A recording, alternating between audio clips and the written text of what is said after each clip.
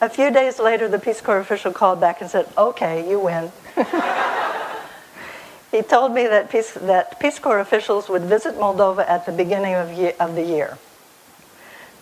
Not exactly a convenient time because of the Moldovan Christmas and New Year's holidays, but a time that I would ask Moldova to make available to Peace Corps.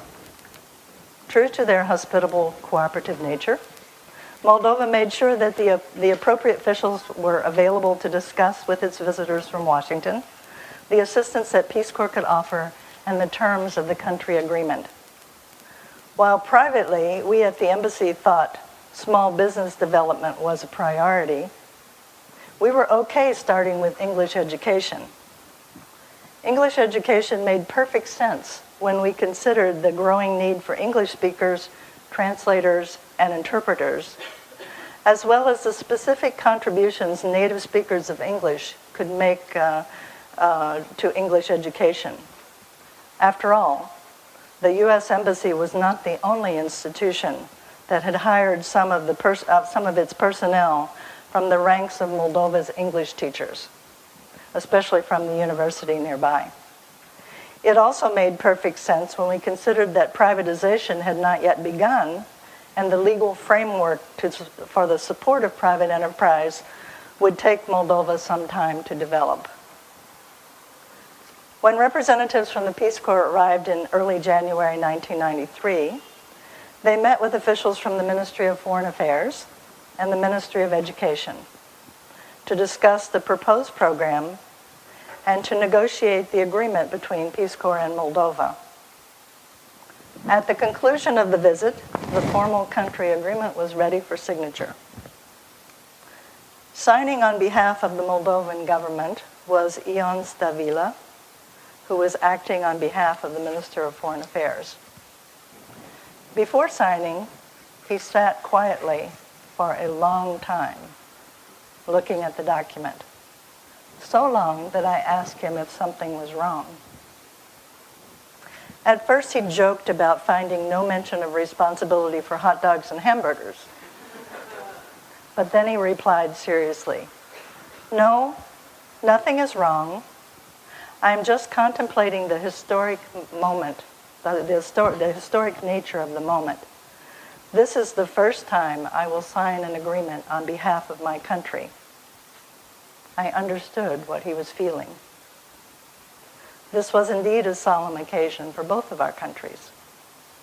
We each signed on behalf of our respective countries the agreement that opened the door for Peace Corps to send a director who would prepare to receive and train the first group of volunteers. By February 1993, Director Justine Murray had arrived, and she's here today to tell you her part of the story. By May 1993, she was ready to receive and train the first group of 25 volunteers. In August, President Snegur and I were invited to attend the celebration at the end of training. As we listened to the volunteers who spoke in Romanian, President Snegur leaned over to ask me again how long the group had been studying Romanian. He was impressed with how well the volunteers spoke Romanian after just a few short weeks in country. During my 3 years in Moldova, I enjoyed working with the Moldovan people. I found them hardworking, very sincere, and fun-loving.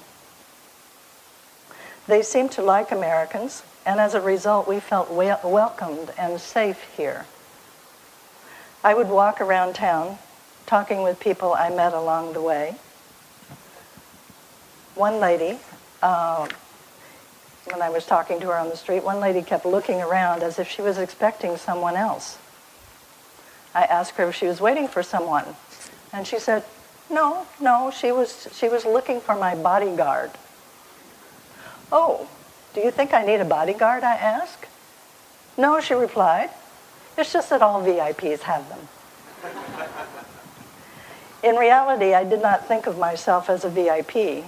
I felt more like I did years ago when I too was a Peace Corps volunteer, working in what was also a fairly new country. Everything was new, everything was different, and very interesting. Like a Peace Corps volunteer, I did not always know what to do or how to do it, but my staff and I figured it out together, and we worked steadily to grow the relationship between our countries. We were able to offer Moldova a wide variety of technical assistance, which Moldova used wisely.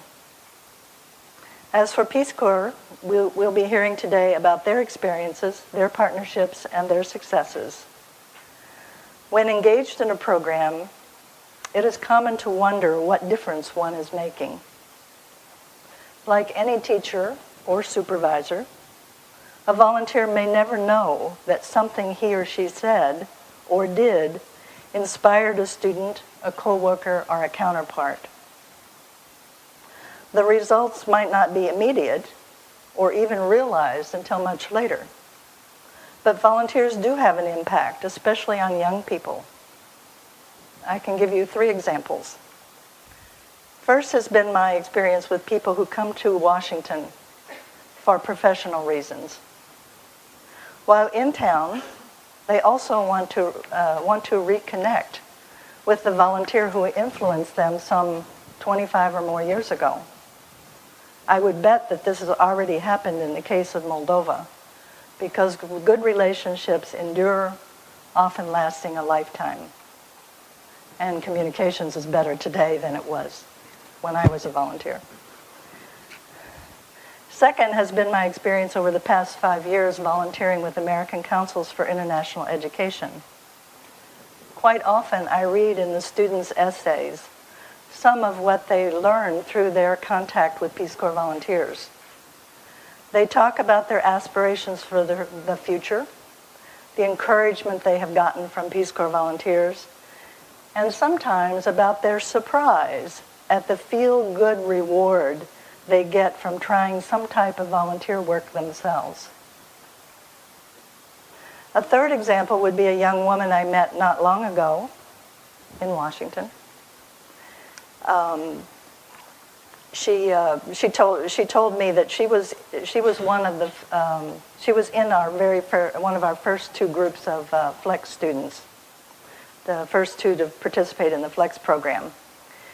Students who were in contact with our first Peace Corps volunteers. She attributed her eventual success as a translator-interpreter to her experience with Americans, among them Peace Corps volunteers.